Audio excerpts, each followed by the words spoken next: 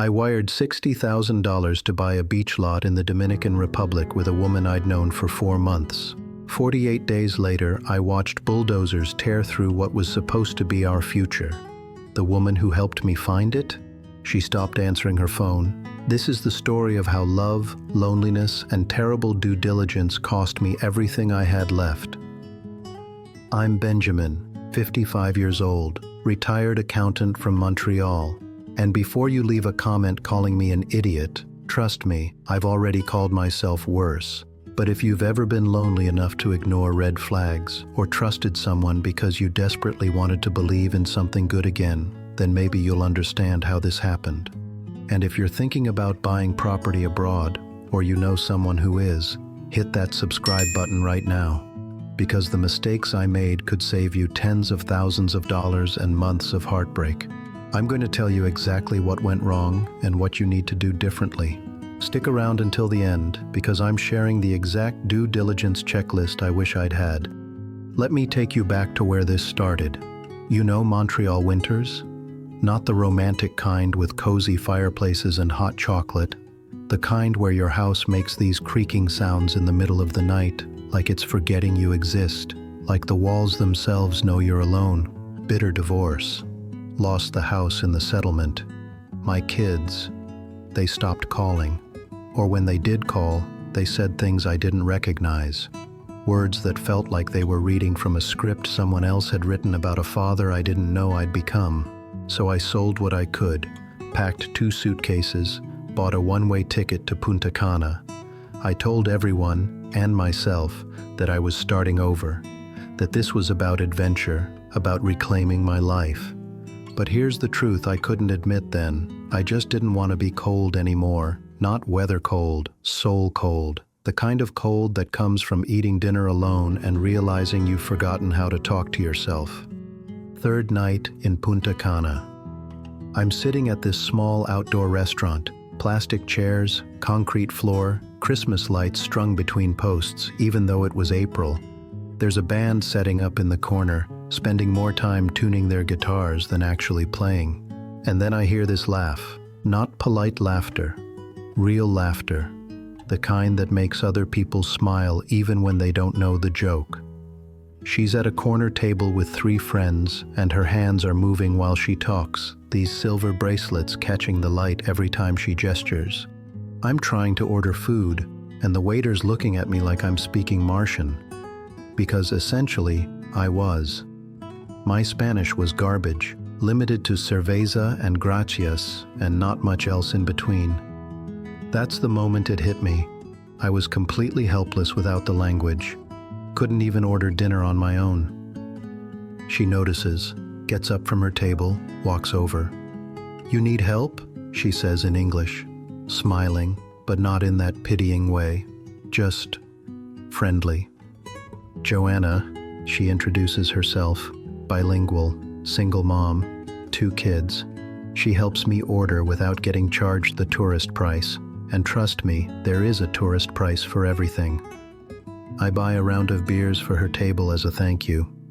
We trade phone numbers the way people do when they actually plan to keep talking. Looking back now, if I'd spent even 10 minutes a day learning real Spanish before that trip, not just tourist phrases, but actual conversation, maybe I would have caught things earlier. Maybe I would have understood what people weren't saying. I've linked some tools in the description that I use now. I just wish I'd known about them sooner. Would you have seen the warning signs then? Or would you have just felt grateful that someone noticed you? It didn't turn into a movie romance. It turned into something quieter, something that felt more real because it was made of small things. She'd knock twice on my apartment door, then call out soft, "Hola." She cooked, the smell of garlic and cilantro filling that small kitchen, her humming along to bachata on her phone. She cleaned because, as she put it, "You don't understand tropical dust." And she was right. That dust gets everywhere. Inside cabinets, behind picture frames, coating your lungs if you're not careful. I washed dishes, learned how to cut a mango without bleeding all over the cutting board. It took 3 tries. Fridays we'd walk to the Colmado, the corner store, for cold beers. We'd sit on the steps and watch the neighborhood talk to itself. Kids playing in the street, older men arguing about dominoes, women calling to each other from windows. Saturdays, we tried bachata dancing, colored lights pulsing. Too many people pressed into a space meant for half that many. Me stepping on her feet, grinning like an idiot while she laughed into my shoulder, her breath warm against my neck. Sundays, the market. Pineapples stacked like golden pyramids. Vendors calling her name. Joanna, Mira esto. She'd haggle in rapid Spanish I couldn't follow, then turn to me and translate the highlights. Week 3, I met her kids. Boy and girl. Uniforms pressed and tidy. Buenas tardes, señor, they said, looking at their shoes. I brought them notebooks for school. Nice ones, the kind with thick paper. School is expensive, Joanna said, with this smile that wasn't quite a smile. More like an acknowledgement. That's just life. Trust didn't arrive all at once. It accumulated. Her "I arrived" text so I wouldn't worry when she was running late. A spare toothbrush appearing next to mine in the bathroom. The way she'd reach for my hand without looking when we walked. One night, lying in bed with the fan clicking overhead, she said it soft as a secret. I want a quiet place someday, maybe near the sea. And here's where I want you to pause and ask yourself, when the person you're falling in love with says, "Let's build a life here," do you ask for a map and a lawyer, or do you ask for the contractor's number? Her friend Santiago knew about land. Another friend worked in permits, or so they said. They drove us out to see a property. 40 minutes from the city, dirt roads that made my rental car scream for mercy. And then, there it was. Sandy parcel near the coast.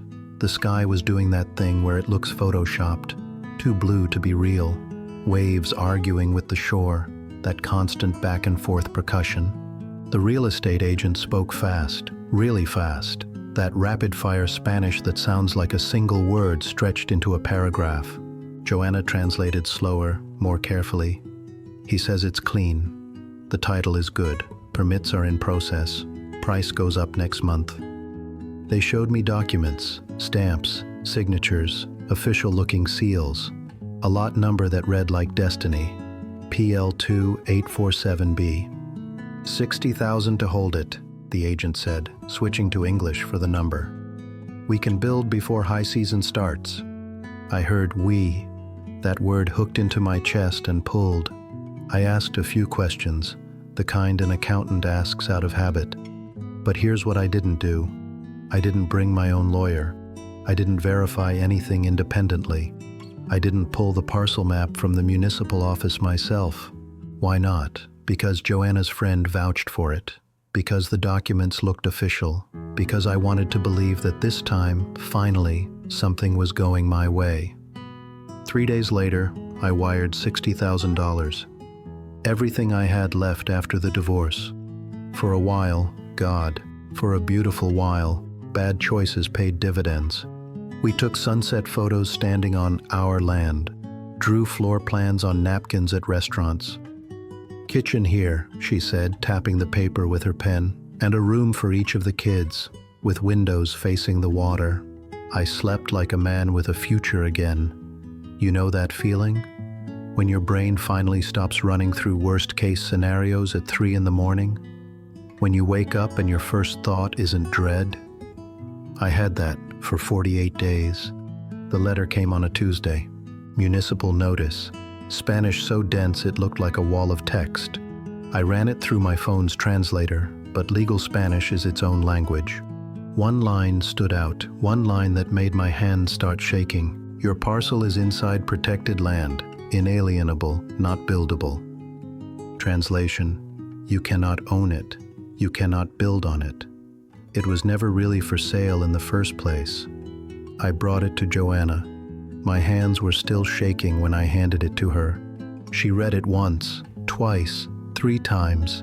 Her silver bracelets didn't make a sound. She'd gone completely still. They make mistakes, she finally said. My friend will fix it. Santiago stopped answering his phone.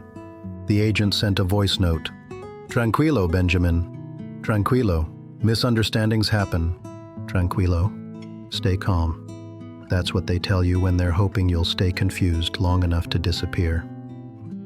The next morning, I drove back to the property.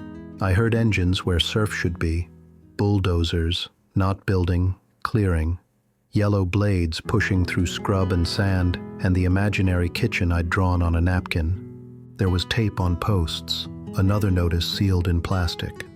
My chest went tight in that way middle-aged men call just aging until it becomes something worse. That night I texted Joanna, "Did you know?" 3 dots appeared, disappeared, appeared again. I didn't know. I'm with the kids. And that's the question that kept me awake.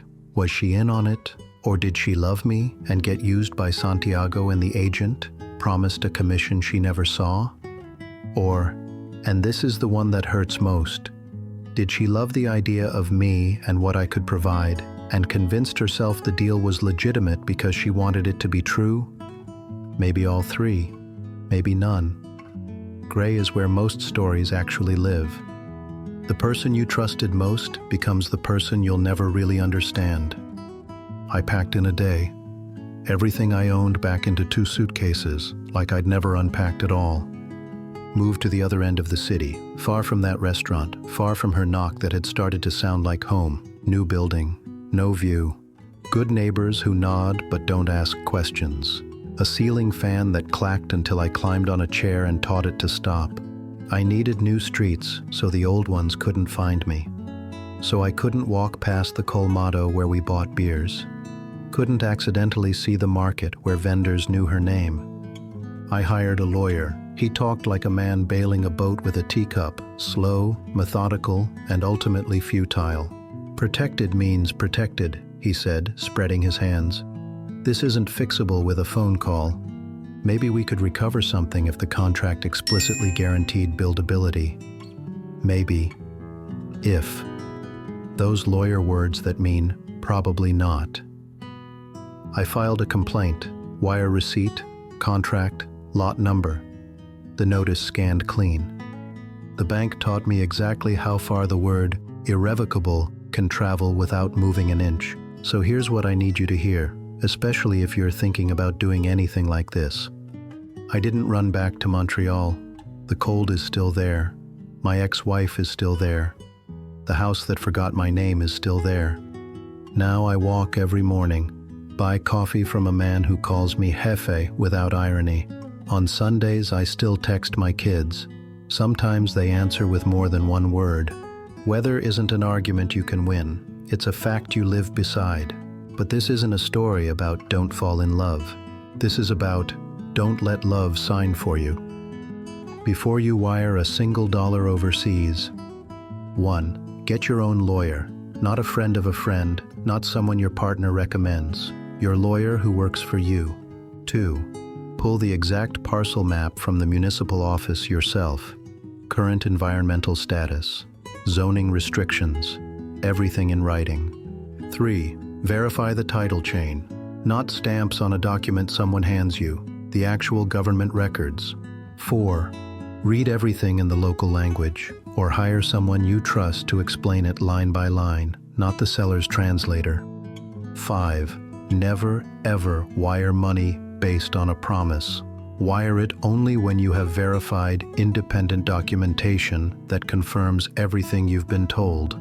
And here's the other thing I learned too late. I should have invested in my Spanish before I invested in property. You don't need perfect Spanish, but you need precise Spanish. You need to understand contracts, notices, and legal terminology, not just cerveza and gracias. I've linked my recommended language learning tools in the description too, because documents don't care if you're a beginner. They care if you can read them. Here's my question for you. If you were me, love on one side, a stamped law on the other, what would you have done? Leave a comment. Tell me if you think Joanna knew. Tell me if you've been scammed abroad. Tell me if you think I was an idiot, or just unlucky, or somewhere in between. Because if this story helped you avoid a similar situation, do me a favor. Smash that like button and share this video with someone who needs to hear it. someone who's thinking about buying property overseas, someone who's falling in love in a foreign country, someone who's lonely enough to ignore the red flags.